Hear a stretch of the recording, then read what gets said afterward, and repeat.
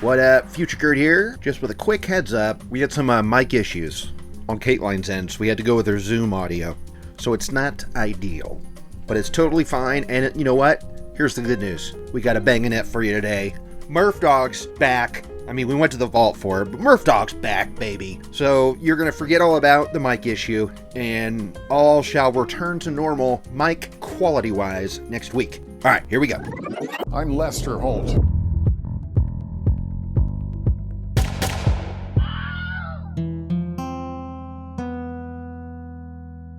Howdy, Holdheads. Kurt Money here, alongside my co-host, Kateline. And we are here to go back to the vault because, well, not only was Dateline off the air, they didn't even have a rerun for us. We're off next Friday. We are so Murphdog deprived that I said, Kate, we're pulling one out from the vault that's starring the dog. And, I think I had a pretty good choice here. This is called The House on Sidney's Cove, originally airing in 2016. Georgia. This is actually a funny IMDb description, okay? Georgia, 2011. Nique Leili, wife/mother/breadwinner, goes missing from her home. Her husband Matt has 21 surveillance cameras installed around the house, but mysteriously only footage of Nique coming out of the porch was recorded. Was it a stranger, or was it someone closer to home? That's a weird description. I know. I mean, it kind of sounds like it's almost from KMDB, because it sounds like it's kind of biased towards one or the other of the spouses. A little bit, right? Yeah, and the number of security cams, we don't need to know that in the description. No, but I wasn't mad at it. What did you think of this ep, Kate? It was a shorty. It was a shorty. I didn't remember this one. Me neither. But I liked it, and I thought Murph had some real funny things to say. Oh, he so did. He so did. I was watching this last night and just delighted at the Murphdogisms that were happening. And I was thinking back, Remember last season when he had a run of like 5 in a row? And we were like, oh, enough Murphdog. Believe it or not, we got another Murphdog for you. What's going on this season? I don't know. And now I'm thinking we were fools. We were. Because I love the hell out of this guy. He was doing stuff in here that was so funny and so Murphdog. Yeah, classic. And it starts off strong, too. The episode opens up on a search party all wearing red, and they're all looking for Nique Leili. And right off the bat, how'd you like this name? Now, full name was Dominique, right? Oh, that makes sense. There you go. Because it's spelled like peak, like Nique. Yeah, but she straight up just goes by Nique, and she spelled it like that. She must have had to deal with that all the time. Nique. Yeah. And her last name, they're calling it Leili. Yes. To me, that's Leili. Same here, Kate. I know someone named Leili, and it's spelled like that. Are you serious? Yeah. See, now, what I appreciated about the missing posters, which we're seeing them hand out right now, is they had a pronunciation key for the first and last name, and I appreciated it big time. Yeah. And we hear a little bit of audio of Nique being miserable on some recordings. Now, that's a nice seed plant for later, because this is heavy duty with the recordings. This is what I live day in and day out. Now it's time for the background. We talk to Amy, Nicky's sister, who grew up with Nique, and at one point roommates with her after she had 2 divorces and 2 kids. Now tell us about her background, and tell me this is when you were feeling that Murphdog love, right? Their background, I don't remember anything about that. What? They, remember they have that Glamour Shots photo, and Murphdog is like, gosh, looking at those photos, you two look alike, I bet you guys swapped clothes, but then again, you're 10 years apart. And you did like a little shoulder shimmy. You remember that? Oh, yeah, and she was like, oh, that didn't stop us. We still swapped clothes. Yeah. I was thinking maybe you're swapping out each other's clothes, but of course you're 10 years apart. Oh, his little shoulder shake. Oh, it was delightful. And then Amy's talking about how they were roommates with 2 families. Murphdog says something dope where he's like, hey, sounds like a sitcom. The new Mr. Sisters. We'll be right back.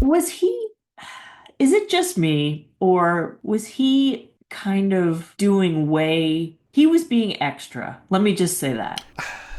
A little? Like, I feel like at this point in these episodes, the host is usually just kind of doing the active listening. But he's trying to comment on everything. He does. He's trying to get in there. Yeah. He's being one of the girls almost. And absolutely. It feels a little forced, but because it's Murph, it's like, nah, that's just how he do. But that's how he rolls. Like, AC wouldn't be like, are you guys swapping clothes? Yeah. It's like, all right, Murph. All right, chill. We'll get there, man. Yeah. There's a part later where he describes what somebody thinks of somebody. And again, I gotta save it. But that was a classic Murphdog. See Kate's face. She agrees. I had to pause it and go back. I was like, what did he just say? Did he just say what I thought he did? All right, that's good. That's good. All right, so the sitcom lasted until it was canceled because Nique moved out of the house to marry Nique Leili, and they met online. And in my notes, I called him an ugly New Yorker. That's not a diss to New Yorkers, it's just a diss to his face. What'd you think of Matt, Kate? Well, I thought he was the murderer the second I saw him. Them eyes? Because those eyes. I do it. He's got crazy eyes. He's got crazy googly eyes. He really does. So right then and there, you were like, this dude did it. Yeah, of course. That's the giveaway, and this isn't, I mean, we're not going to be able to keep it spoiler-free forever, because this is kind of a... Well, it's a shorty. Absolutely. Good point. So Good point. we find out pretty quickly who the main suspect is. Yeah, and they actually don't really... There are zero other potential suspects. There are zero other suspects. Yeah. This show is about Matt. Yeah, that's true. So they bounce around states until they finally move back to Georgia, and this is Nique's hometown. Lawrenceville. They move into a house on Sidney's Cove, and Nique she made the money, and Matt sold computer parts on eBay. So this says to me, no diss to eBay sellers and stuff, because you know how much I love eBay. She made all the money. Mm-hmm. Like, he's not making enough to support a multi-kid family, I think. No. Selling old-ass computer parts. And they just said that she was a finance person. Yeah, that was weird, right? They didn't go into any detail about where she worked, what the firm was called, like what her job actually was. They just kept it so vague. She's a finance lady. She does money stuff. So does that mean she worked for like Philip Morris or like a gun company? Like, did they not want to say where she worked? What do you think? Well, I got the impression it was more like a venture capitalist thing or like a big bank, not necessarily, because if she was working for some kind of corporation that their main thing wasn't money, then she would basically just be like an accountant. Right. And then they could have just said she's an accountant. But the fact that she said she's like a finance, I was like, oh, so she's like a Goldman person or... Right. At this point, we flash forward to 2011. Things aren't great, but they're looking up, and they plan an all-girls day out. Day of beauty at the spa, huh? And then 2 weeks later, Nique Leili disappears in the middle of the night. Mm-hmm. And the family, they wait 2 days to call the cops. And the cops are even like the classic stuff of we can't do anything, she's an adult.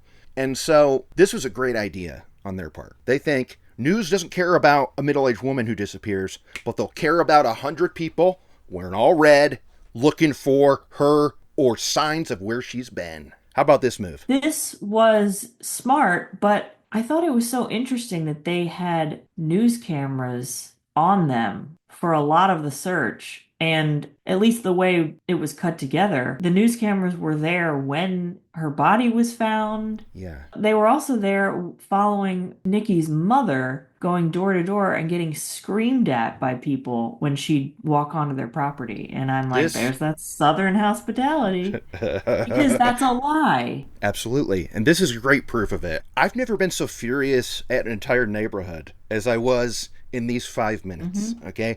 Because I get the news, I'm sure they or a family friend gave the news a heads-up call that said, hey, we got a search party going, we're going to meet in the Walmart parking lot at this time. And the news is like, great, this is a great story to cover. So that's why they're showing it live. But I could not believe how many assholes they ran across. Yeah. Okay? One lady screaming out the window, get out of here before I call the cops. And then a guy getting out of his car, and she approaches him with the flyer. Now, if there was anything else on that flyer that said anything other than my missing daughter and a mother of two, I get why this guy would be like, what are the cameras for? Mm-hmm. But I don't know about you. For all these assholes, once you find out they're looking for a dead body, shut your f***ing mouth and play ball. And he wasn't even looking at the flyer. He was just staring right at the camera, being like, what are these cameras for? Yeah.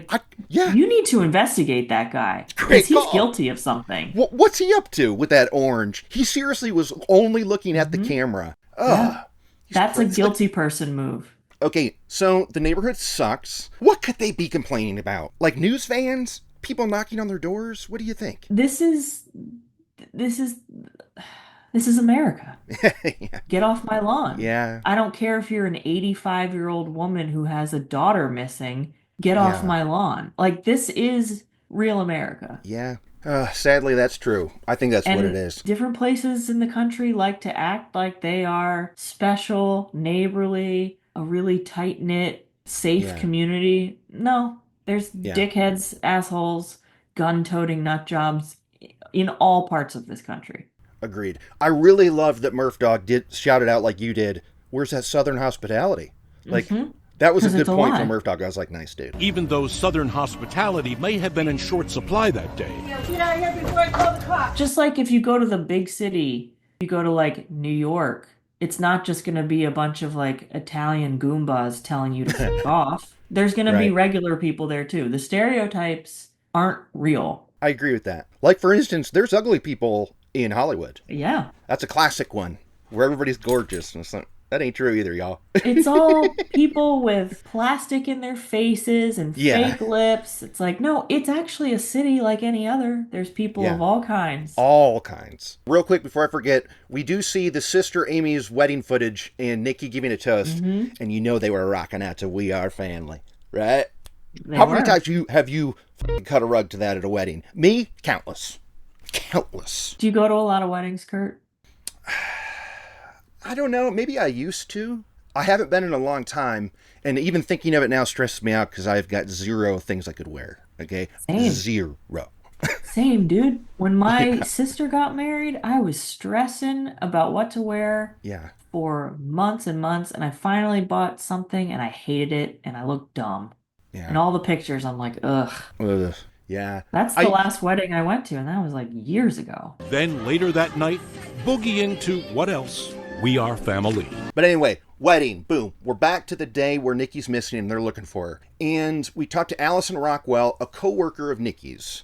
Okay? And she is talking to Murphdog about how her and a friend were going to the meetup to look for the body. And they got there like 40 minutes late, and they were assigned like a part of the woods in the neighborhood. Like, it was the only part that was not assigned. And she sees something in a pile of leaves. And what she sees sticking out there? Blonde hair. Frickin' blonde hair. So she screams, which brings people come calling. And this was absolutely brutal, is that, yet again, we also talked to that mom who was being shooed away by neighbors. The cops had been called, and a cop was in the middle of telling her, stop handing out leaflets. And she heard his frickin' radio go off that says, body found. How about that? That's a brutal way to find out. Body has been found. You hear it over the dispatch. Yes, sir. And then she rushes to the scene and they don't let her through. Which is a good move, right? Yeah, but she's trying to get to her other daughter. Yeah. Look, sometimes the waterworks are on for old K-Mine. I told you about it. Evil Lives Here recently. Let's bawl my eyes out. I was teary here watching this last night, Keith. This is some brutal shit. It's literally the family finding out live that she's dead. Like, I'm getting chills thinking about it. It's like she's like falling out of sadness. The daughter is running up and she's like, you can't go. It was live on the news. Yeah. And it does turn out to be Nikki. Now, she was nude, right? But as they point out, what was weird about her? The bottoms of her feet were clean, which means she was placed there. Yeah. And I liked how this detective, okay, let's talk about this detective for a second. I don't know his name. It doesn't matter because to me, he is Detective Megamind. How about that dome on him, Kate? You know who I'm talking about. You know. Yeah. I guess it's a pretty big dome, Kurt. Look, you can't help. I mean, obviously it sucks to lose your hair. I'm there, and I think about it daily. But it also sucks to have a weirdly shaped head. So if you do the most honest and cool thing of like, I'll just shave it. And sometimes your head is shaped funny, and you look like Will Ferrell in Megamind. And I think it happened to this guy. You are very lucky that your head is regular shaped. Thank you. Because mine is not. And if I were to shave my head, it would be weird as hell. There's all sorts of divots and grooves and lumps in the back, and it doesn't make any sense. Yeah. And it would look so crazy. So she doesn't have any, they don't see any visible marks and stuff. She wasn't shot. She wasn't bludgeoned or anything. And they have to confirm it via dental records. But it is indeed Nique Leili. Now, the Emmy they did an autopsy, and what did they find in there? They found semen. They found semen that belonged to Matt, her husband. You're absolutely correct. But they also found GHB, a date rape drug. Rohypnol. Sometime before this woman's death, almost immediately before, someone gave her date rape drug. That's a possibility. So that's in her system. Now, I've got some extra tidbits, because I did some digging during the ep, and the ME refused to call it a murder. Technically, the autopsy was undetermined. They said it could have been by strangulation or asphyxiation, but undetermined was the official cause of death. So they couldn't tell what actually caused her to die. I guess. So, I mean, remember that when we get to the trial, I suppose. But Dateline does not mention that in the slightest. They don't even talk about... I don't recall that, no. But the GHB is a big red flag. And that the semen in there belongs to her husband. Mm-hmm. So again, we're stacking up the reasons against him. So Nique goes missing in the middle of the night. They wait 2 days to call the cops to report her missing. It's another 2 days when they find her. Now, in those 2 days while they're looking for her, Matt's on the horn with Detective Megamind, and he will not shut up about what a crazy bee his missing wife is. He's giving way too much information. Ugh. Way too much. And it's all so negative. Mm-hmm. He's just giving you a hose full of information. I have a hard time getting wording edgewise. He's saying stuff like, all of his stuff he was saying was nuts too. Like, he was trying to paint her as being cuckoo bananas, and I wasn't seeing it. Because he'd say stuff like, sometimes she'll disappear for 2 hours, sometimes she'll disappear for 3 hours. It's not the first time she's run away. Okay, she's run away, and she's been gone for 2 hours. It's like, yo, maybe she went to a movie. Like, what are you talking about? Maybe she went to Target and then Home Goods. That speaks to... She had herself an afternoon. She went and got a Starbucks. Like, yeah. People do things, Matt. Yeah, and he's presenting this as like, he even says like, we hear the recording, and he says, my wife is mentally imbalanced, okay? And then he starts spouting off these reasons. She'd be gone for up to 4 hours at a time. Also, he claims all these mental illnesses and that she's crazy, but nobody in her family ever saw evidence of that. This is not a woman off her meds. No, they're completely shocked by this. He says on there, like, I'm finding out in these past 2 days that everything she told me was a lie. We never found out what those lies were, right? No. And he's painting this picture that she's completely nuts, and and everybody knows it. And this is the line from Murphdog. Right? You know what I'm talking about? Yes. You want to take it? You want to take it? You want me to take it? You want to take it? You say it. Okay. Megamind is telling Murphdog all this stuff. And Murphdog goes, he's telling you that she's bats. He's telling you that she's bats. That's what he's saying. Kurt, I was floored by this. Same. I said, do I need to turn on the subtitles? What did you just say? Yeah. And I go back and I'm like, no, he said bats. He did. He said bats, as in like batty. That shit crazy. Yeah. This was great. Like, if I didn't love Murphdog already, this would make me just completely fall in love. But like, this is so good. No one else would say that. Nobody. And he really says it with emphasis. Yeah. That I feel like that and maybe a few others, these are going to be clip polls for future episodes. Him saying, he's telling you she's bats. I love it. No, this is a classic all-time Murph quote now. Yeah, absolutely. I've never heard that before. I've never heard bats. I guess me neither. Like, me neither. That's another thing where I was like, wait, is he like cool? Well, no. We're hearing these recordings, and this was, before they found the body. Matt is describing the last night in the house. Tell us about this night, because they're coming home from a movie, and it's clear that they have problems in the bedroom. Matt apparently wants it all the time, and Nique does not. Which sounds reasonable. It sounds normal. That's kind of how it goes. I mean, men and women have different sex drives, and I would imagine sex with him wasn't super awesome. So yeah, she probably wasn't trying to do it all the time. On the way home, I said to her, hey, because I wanted sex.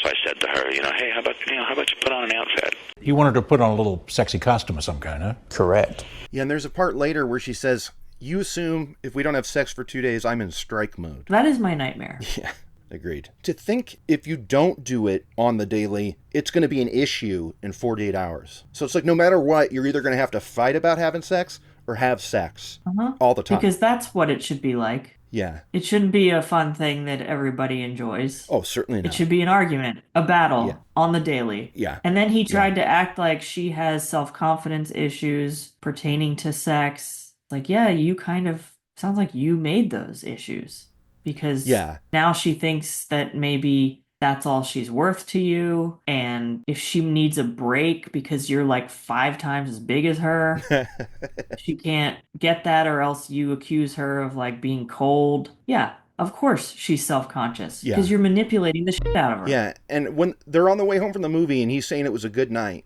and as we know, sex is a big issue, and his way to initiate sex is not like, to get her in the mood, foreplay or whatever. His answer is, go put on something sexy. It's like, dude, this is all about you. Like, what do you, this is how you approach this? Like, there's no wooing. No. You're disgusting. What are you going to do to look better for her? Yeah. He looks like an ogre. And that's what he says on the recording. He's like, I weigh 250 pounds. I'm 6 foot so-and-so. She's 98 pounds soaking wet. Who's going to believe me that she's beating me? But she totally was. And he describes what he calls the weirdest thing she's ever done. You kidding? She flashed her father-in-law? Correct. My wife has done some weird. That's the weirdest she's ever been. Let's talk about this, because it's literally the last night she's alive. They get home, and they're still fighting.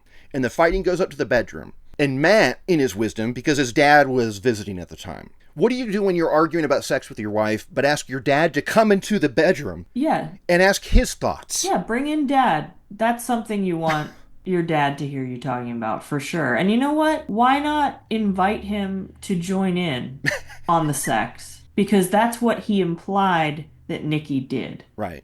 Which she didn't.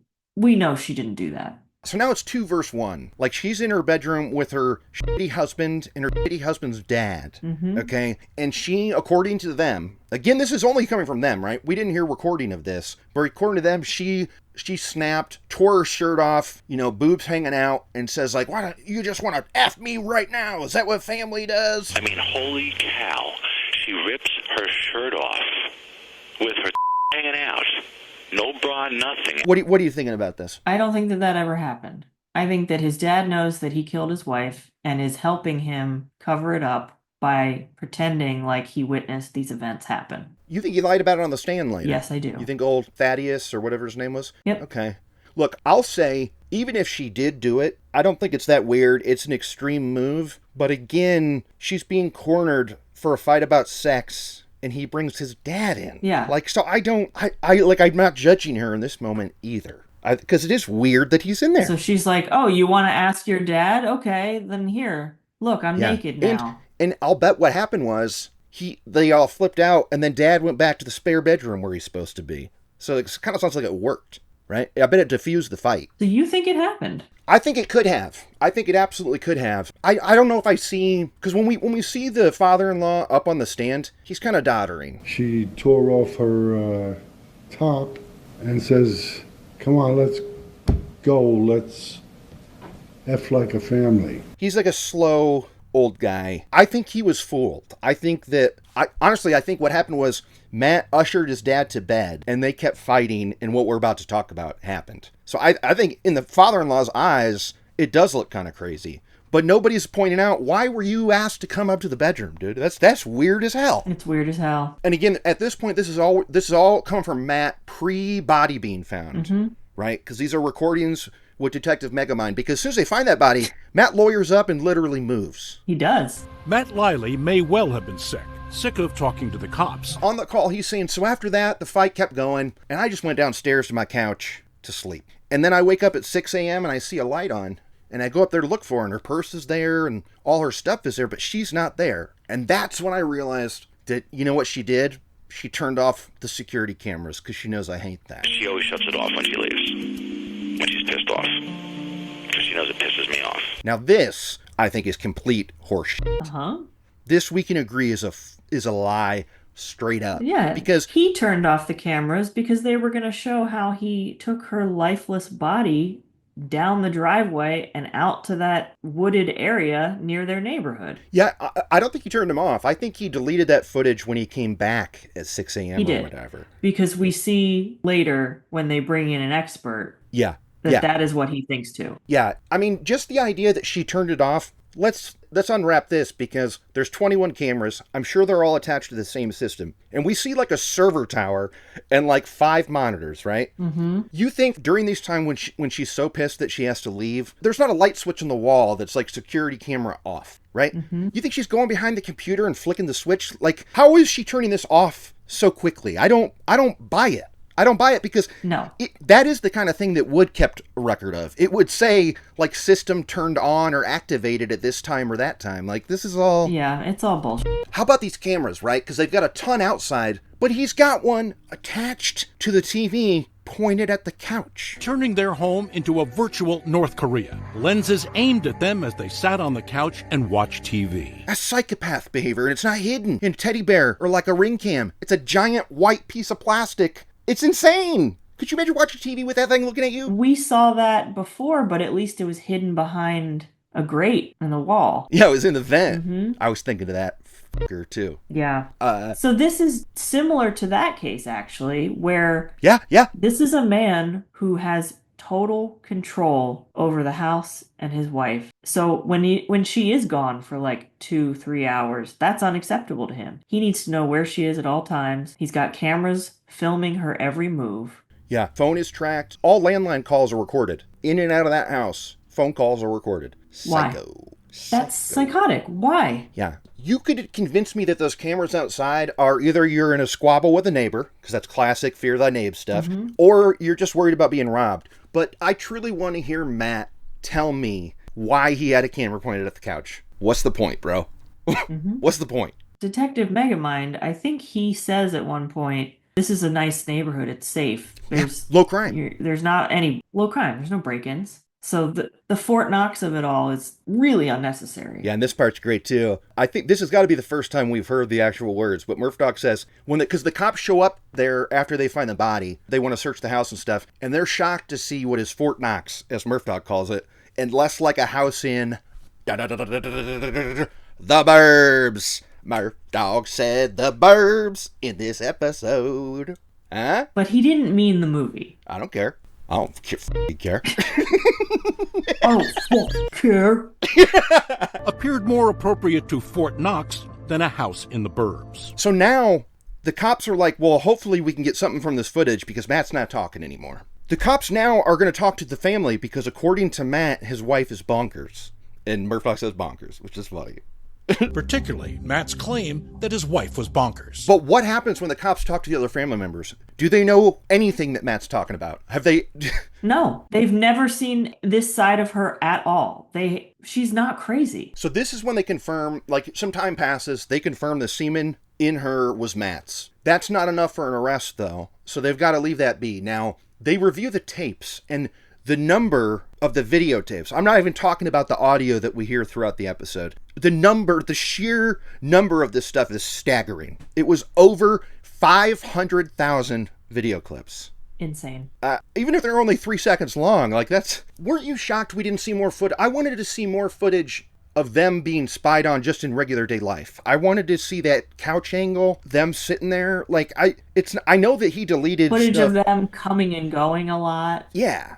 I wanted to see something from there, right? Because he didn't delete everything. No. The best they can do, they do find one clip, and this is Nique walking up the porch to smoke a cigarette at midnight, the night she disappears. Now, she doesn't walk outside from the front door. She is coming up the porch with her purse. So this means that she was in her car and she got home from something. Is that safe to say? Yeah, especially because when she went missing, her purse was inside. In the bedroom. Now, here's what I think. This argument with the dad, the father-in-law's awake, right? So that's not happening at 1 a.m. or whatever. That stuff goes down at like 9 or 10 p.m. And Nique does do her patented leave for 2 hours, which again is totally reasonable. She's got to blow off steam. She's got to clear her mind and get out of there. And so she comes home and she's not ready to see her dick husband yet, so she goes up on the porch to smoke a cigarette. This is the last footage we see because then it's turned off from midnight to 6 a.m. Because I'll bet she walks inside, he's like, hey, look, no problem, here's a drink. GHB is not in this drink, but let's relax, baby. And I think that that's when all the murdering happened, is that she did storm out, and when she came back is when you flipped your wig. You with me? Why do you think he needed the Rohypnol? I think it's because he's a little chicken shit, and he genuinely knew that she would go all out. Like, I feel like he'd lose an eye or something. That's what he was afraid of. I think, one, he wanted to have sex with her again. And two, he didn't want any trouble and any screaming because he had already gotten his dad off to bed and the kids were sleeping. And I think that she's a scrappy little lady that I liked a lot, if you can't tell. But I think that she would not have, I think she would have made it very difficult for him to complete this had she not been drugged. Okay. How do you feel about that? I buy it. Yeah, we hear them where there's so many tapes of them arguing. And of course, because Matt knows they're being recorded, he's like as chill as can be, kind of, sometimes. Oh, sure. And she's really yelling. But again, she's trapped in this awful marriage and literally trapped in a house. I'm not mad at her screaming on these tapes either. He loves to make her sound like the crazy one by being like, okay, you don't have to yell. Okay, okay. Like she does this all the time. Yeah, and he says like, and I'll tell her, remember what the therapist said. Is this the person you want to be? Do you remember what the doctor said? Is this the person you want to be? Which again reminds me of Joe Dirt. When Joe Dirt gets insulted and he goes, is this where you want to be when Jesus come back? Making fun of poor little old Joe Dirt? You're going to put that in there, aren't you? You know it. I think I might just rewatch The Dirt. I haven't seen it in a while. My dad loved that movie. Did he really? Mm-hmm. Oh, cool. Hey, is this where you want to be when Jesus comes back, man? Making fun of poor little Joe Dirt? Oh, probably, because I'm sure Yahweh'd be chiming in too. But again, this is not enough for an arrest or anything, and they can't even keep this guy from moving out. This is when he moves to Vermont, right? This is like 5 or 7 months after the murder. Yeah. So the case goes cold in a year, and this is wild. They handed it off to cold case a calendar year later. Doesn't that seem soon, or is that like the time, is that the official time that this becomes a cold case? That's a good question. I have no idea. I guess it makes sense because they have ongoing cases and new cases coming up all the time too. So I wonder if there's like a hard line, like unless you have a solid lead, this goes to the other department today. Right. Because we need to focus our resources on new murders. Right. So 5 months later, 2012, a year has passed. It gets handed off to Detective Richter. He does the normal stuff. He re-interviews everybody. That doesn't get anything. And then hands it off to the new tech guy, who you might call tech bro in the first shot we see of him. And he hands it off to him, and this was great. Boy, I'm getting a lot more respect for these digital forensic stuff these days, Kate. Oh, are you? A little bit. And he goes, I was looking for what we call low-hanging fruit. Do you remember this stuff? Yeah. What do you think? He wasn't a textbert. Fair. You're right. He was not a textbert. He was like he was just a tech bro. He was like looking at cold hard data. Yeah. Looking at hard drives, files, and looking at corrupted files to see how they became corrupted. Yeah. This is when he says raw format. Kind of funny. Raw format. I basically looked at that video in raw format, which is basically computer language. He finds that those allegedly corrupted or deleted files were actually done manually. Someone, Matt, went in and deleted specific things to corrupt the files. It wasn't just a system turned off. It was intentional after the fact. Yeah. He ran a program to wipe it clean, and he ran this program twice. And the only 2 times in the 3-year history of this security system was anything ever turned off. The only time that it was ever wiped by someone manually was the night she disappeared and the day they found their body. Mm-hmm. Interesting. Another thing that we've kind of seen before, I think with that same dude, Michael, when AC was like, boy, it's kind of funny that you recorded all our calls for 10 years and the one call you didn't get was turned off. And he goes, I hear that a lot. Uh-huh. So 30 years of calls and then you miss recording this call. Yeah, I've heard that one. So he does determine this fact that like, hey, those are corrupted files. Somebody deleted them. So they used to be video of something. And I like this little replay because the detective goes, and as he was walking away, he just turned around and said, oh yeah, and here's some audio files that I found. And then he turns to leave, and I think he just looks back and he says, oh, I got a bunch of audio files that are on there too, if you're interested. Now tell us about these files, Kate. He's doing his job, but I got to give a shout out to this detective, Rickett or whatever. It takes me 1.5 years to listen to these thousands of audio files. It does, but my question is, how many hours a day did he dedicate to that? It's not like it was 10 hours a day, his entire shift, right, just listening to files. So it would have taken him a lot less time if I think he wasn't doing anything else. But that's why it took so long. I was thinking about that too, and I wonder if he has different leeway as a cold case detective. Because here's the thing. One, it takes him 1.5 years, so even if he's just doing it for an hour a day or whatever, and he says it was like miserable. It was a miserable experience because, like Murphdog says, cringeworthy. Like it was just hella awkward. It's absolutely a torture to listen to because we have a woman who I know is now deceased. Now, as an editor, I can relate to this of having to go through raw footage. But here's the beauty of what I can do, is shuttle that speed to 2 times. Now, he could have probably, but he shouldn't. Like, he genuinely has to listen to every single word said. That's gotta be tough. And that's gotta be hell. Does he have to transcribe it too? This was 2012, 13. Somebody had to. It might have been him. Maybe that's what it was too. Maybe that's why it took so long. Yeah. I mean, he was taking handwritten notes when they were having him recreate it for the B-roll, but I hope he didn't do it freehand. That'd be nuts. So for about 3 years, this case is going on. They're doing what they can do. This detective's listening to 1,000 hours of arguing and screaming. March 2015, Nique's family catches wind that Matt is going to be back in town. And now, why does he come back in town, Kate? What's a good reason for him? He has to go to some kind of hearing about Nique's life insurance payout. He's money. Coming back for that money. It's not for any other reason other than money. Yeah. Amy, the sister's talking about how it made her feel terrible. And because also Matt ran off with the 2 youngest girls and they were 12 and 9. And this is a red flag for me where, for one, look, this would never stand up in court, but I would go as far to say that when the spouse of a murdered spouse does not let the kids see the family of the murdered spouse, that spouse did it.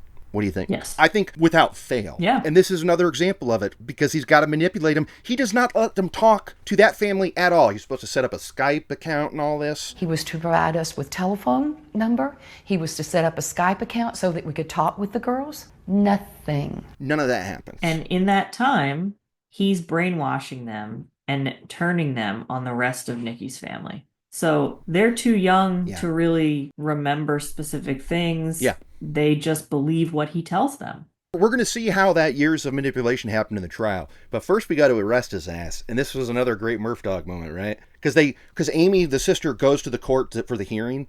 And she was like, it was miserable, but little did I know, I was surrounded by plainclothed officers. And this is when Murphdog says to him, who got to make the collar? Who made the collar?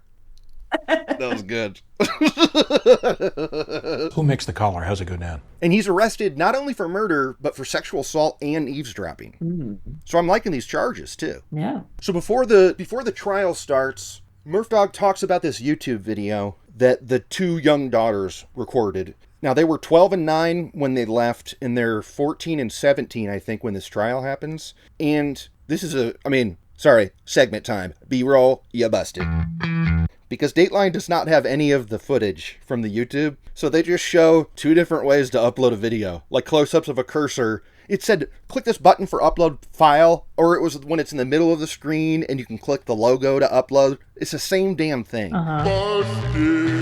And I was like, well, what's up with this YouTube video? I found that shit. They played snippets of it on the news at the time. Okay. And it's just them saying like, we just want our dad home. That's where he needs to be. So I was watching that clip where they're talking about the YouTube footage, and they've got like a lawyer, like whoever their like courtroom expert is, of going like, this is going to be a tough case because they don't have any of this, they don't have any of that. This is not going to be an easy case. And they say that 2 days after they found the body, Matt filed for divorce. How about that? Why would he do that? I don't know. Why wasn't it mentioned? It feels like a weird move, right? It is a weird move. She's dead. You don't need to get a divorce. Yeah. So, I don't know. Now, Kate, this is what I got to ask you. Did you watch that clip I sent you? I did. Tell us about it. It's pretty fucking crazy, right? It's a jailhouse call. Matt is talking to, I assume, the oldest daughter. Yes. He's telling her what to say in some kind of press conference that's coming up. Well, he's also talking about the video. His first question is, how many hits did it get? Right? Right. 11 Alive posted the story. Good. How many hits? So far the video has like 120 something views. So even the YouTube video upload was his idea, it sounds like. But then he's telling her exactly what to say, that Nique's family can't be trusted, that Matt is innocent and being held, and we're trying to clear the air, and we were told for years that we had to be silent, but now we're going to come out and say the truth. Yeah. And he even says, that's the quote on the file, is like, say something insulting, is what he tells this girl. Mm-hmm. Like, tell him about your mom and how nuts she was, basically. Say something insulting from this pathological lying family that doesn't want their dirty laundry aired. My daddy's now in jail because of these false allegations. It's time we tell the truth. That's even better. And you hear the girl, and she's like halfway through, she starts saying yes, sir, a bunch. And that kind of gave me a window into what their relationship was probably like. Yep. She didn't seem on board with this call either. I could kind of feel her maybe questioning, like, uh-oh, right? Like, I can't imagine. She is clearly under his control and always has been. Just the yes, sir is so scary. Yeah. But the truth will come out. But the truth will come out. Yes, sir. What a move to, like, force your daughters to do that and talk about their mom like that. Mm-hmm. Again, it's the methods of a desperate man who knows he's friggin' guilty. Yep. So the trial starts. Prosecution opens it up by saying they're $300,000 in debt and that Matt was a grade A couch potato. I couldn't agree with this more. Mm-hmm. Right? We saw his couch. Yeah. We saw him there, hands behind his head, kicking it. The prosecution is like, Nique wanted to leave. And she had, like, threatened divorce before, right? And even 12 days before she went missing, they got into a fight. And Nique called the cops herself because he was not letting her leave the house. And we see a still from that same porch cam that we saw her smoke a cigarette on later. And she's there with the bag ready to go, but she's refusing to leave because Matt won't let her take the kids. She wants Matt to leave, for one. And if she's the one that has to leave, those kids have got to come with her and Matt will not let her. This sounds like motive. Mm-hmm. Motive. It's tough when you have kids because, yeah, you can't just take them. If you want to leave, you kind of have to leave without them. Yeah, that's... Otherwise, it's kidnapping.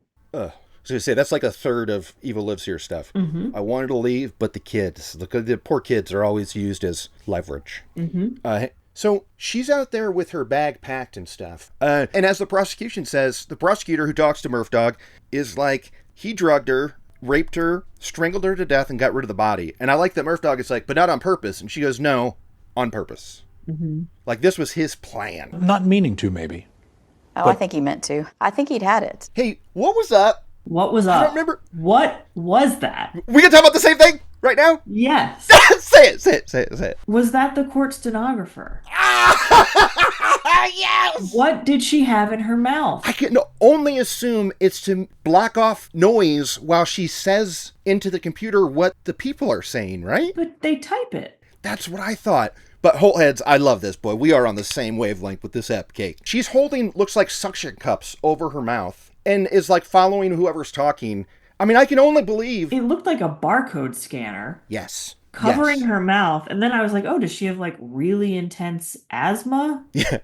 But as the stenographer, you need to be typing with both hands and she's holding it with one. So is she talking? I think that's what it is, totally. Because, I mean, I wonder... It's still got to be weird and distracting, and doesn't really block off all audio from escaping. Why not just record it? Why not just record the court procession? Which it was. Right, but have that be the official record. Why are we still doing stenography anyway? That's a good question. Part of me wants to think it's because they're getting it live as it happens, and I don't know about you, but if you're going to leave the record of something, you don't want that to be on the shoulders of the people that get paid to transcribe stuff. And now it'd just be AI, it'd be a computer program. But I wouldn't want to trust them either in recording it back and typing it. So I feel like it's something about having somebody take down the notes as it happens makes it more permanent to me. Does that make sense? Yeah, but you're still trusting them to take down the notes correctly. Well, I mean, that's why not anybody can be a stenographer, right? But what if, at least when you're transcribing something, you can play it back over and over to make sure you got it right. And the stenographer, they just have to kind of hope that they got it right when they heard it. And also, if she's talking into it, she's talking while other people are talking. Yeah. Well, that's what the suction cup is for. It's like noise canceling. But how can she talk while they're talking? They keep talking. So she's talking, she's saying what she just heard while new stuff is being said that she then has to... I don't get how that's going to be accurate. And I don't get how that'd be easier than all the other options we're talking about. No. Because when I tried to do it as I was watching it, and I was like, I wouldn't be able to transcribe this because I'm stopping and starting and like going, wait, what? Okay, like... Exactly. That's what I'm saying. Yeah. I don't know. But you know stenographers have their own language, right? That shorthand type stuff?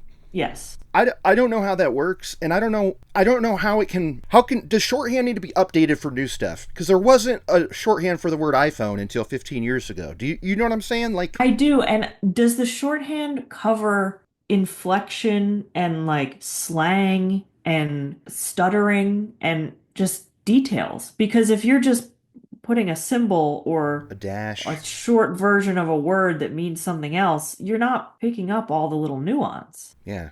I agree. That'd be something I want to dig into. I mean, I like the idea that it's checks and balances, that they have more than one way of taking stuff down. If that was the answer, I'd say right on. Sure. But the point is, this looked crazy. She had a barcode reader up against her mouth. Yeah. I wonder if they had to explain it to the jury, because if I was a jury member, I'd be like, hold up, stop doing the trial. Somebody explain what that lady's doing, because that's all I'm thinking about. I'd just be staring at her the entire trial. Yeah. I was, basically. All the clips, I'm just looking at her. That's so funny. The oldest daughter's in the stand, and we hear about the locking in the bathroom, and even also hearing, while she's in bed, she can hear her mom in her own bedroom yelling, "Get off me." And that's like something that happened on the regular. That sucks, man. Yeah. There were several nights that I would lay up at night and listen to her say, "Please get off of me, you're hurting me." So throughout the episode, we're hearing these audio recordings. How were these recorded? Now, the defense says it was encouraged by their therapist. If that were true, I bet it's the time where it was like super clear. But there's varying audio quality of these recordings that we hear. Yeah. So like, I don't think every single one of these was like encouraged by the therapist. No. It's like if you could get your iPhone secretly recording at the time you want it to be recording. That's what it sounded like. Yeah. And do you remember now that we know what happened to stuff, it's not funny, but there's an exchange they play where both of them know they're being recorded, because she goes, "Let the record show that I'm like trapped." And he's like, "Let the record show that she's being a blah, blah, blah," like swearing at her and stuff. That was crazy. "Let the record show I am now locked in a room again. Ask out of it." The record show that she's being an absolute wants her way no matter what. It was hard to listen to. I think he called her a C word too, Kate. I counted the dashes. There were only 4. The tech bro comes up there in a suit and tie this time. He says those corrupt files were corrupted and not turned off. So again, on record confirmation, more lies. And then the prosecutor, they close out their case with some, I think, impactful as hell recording. Do you remember this? They're like, "Let Nique tell you." Do you remember what she says? No. She goes, "Welcome to my world. You killed me a long time ago." Oof. There's no coming back from that. There's no coming back from that on the defense side. No. "Welcome to my world. You killed me a long time ago." Find him guilty, because that's exactly what he is. I feel like that seals it. Never mind all the other evidence. And it did. Yeah, because the defense comes in, and they've got 2 moves. 1, tunnel vision, blah, blah, blah. They figure it's got to be him. And I love the defense is like, give me the who, what, where, when, how, and why. I need the journalism answers. And I was doing the math. I was like, hey, dude, I've got an answer for all of those questions, right? Like motive, opportunity, everything's in there. How, when. Yeah, between midnight and 6. If you were to have gone to journalism school, who, what, where, why, and how. Then the daughters that have been brainwashed now for years and years, starting when they were straight up children, 12 and 9, they come to the stand, and I felt bad for them. They're literally 17 and 14, so it's not like a 28-year-old Ashley Howard we're talking. Mm-hmm. I'm sorry, what? But they are very clearly pro-dad, don't you think, when they're up there? They apparently didn't even look at Nique's side of the family. No. And the younger daughter, the way that she tells a story about throwing the heel, I was like, this is so biased, clearly, right? Because she's like, then she took a shoe and threw it, and I had to duck. Mm-hmm. And she took a heel and threw it, and I myself had to duck from it. And again, like, okay, I get it. If this heel part of the heel hit you, I suppose. Throwing a shoe at somebody. I'm not over here throwing shit, okay, Kate? But that's not something to mention in court that like says she's dangerous because she threw a shoe. Get over it. Hey, who throws a shoe, Kate? Austin Powers. Who throws a shoe? Honestly. Defense says, what about the good times? All we've done is talk about the bad times. And his only good times thing is a vow renewal on the beach. One, I don't buy it because clearly they're posing for the camera. Now, I've got another theory here, Kate. Mm-hmm. Do not renew your vows on the beach. Because here's the ones we know about. Chad and Lori Daybell, Carol Baskins, like cucking her husband in the leopard print. Mm-hmm. I feel like it's never good when we see footage of a vow renewal on the beach. To me, a vow renewal is kind of like a cry for help. Like the marriage is doomed. Last ditch effort. It's like when people have a baby because they think it's gonna help. That's totally what it is. And it didn't.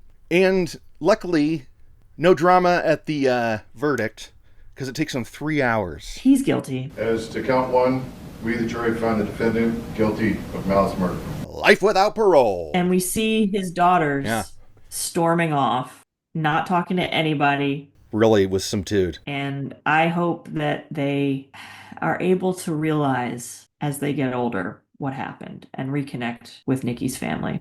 Yeah, sadly, I doubt it. Because Nique's other daughter said that her door is always open to them because she grew up with them and took care of them when they were little and cares about them a lot, and she wants them to reach out. Yeah. And so it goes out on that sad note. But luckily we got justice, and I loved him hanging his head, being all like, woe is me. I'm ugly. Yeah. I really wish they had let me wear my cool sunglasses inside so they couldn't see my crazy eyes. Do you remember his sunglasses outside? No. Like the wraparounds a little? No. When he storms in. He looked weird. He looked not cool. Okay? Yeah. All right, I think it's time for them lists. What do you got? Kate's unnamed list. Nothing? No, I agree. Were you worried I was about to hit you with a, they said puzzle or something? Is that what you were thinking? Something, yeah, but there was nothing. There was truly nothing. But you had stuff. I did. I absolutely did. So is it my turn? We kicking it over? Yes. Kurt's Kick-Ass List. Kick-Ass List. Sounds like a sitcom. Welcome to the list. This sounds like a sitcom. Yeah. And then also, when cops go to the house to investigate after they find the body, they're looking for something. They're looking for signs of a struggle. Welcome to the list. Since the police had found no sign of blood, nor any signs of struggle in the house. Boom. That's 2. We haven't had signs of a struggle in a while. You're right, we haven't. And it felt good. It felt good to get it back. This was a killer ep, I think. And I think that, I don't, like, do we talk about how we're worried about current day Dateline or no? Do we just sit here and celebrate this vault ep? We just celebrate it. Okay. We're thankful for the good times. That's right. All right, well, Mrs. C is snoring next to me, so she's clearly saying, wrap it up. You. And on that note, I'm Kurt Money. I'm Kateline. I'm Lester Holt. For all of us, I'm Lester Holt. Good night. He's telling you that she's bats.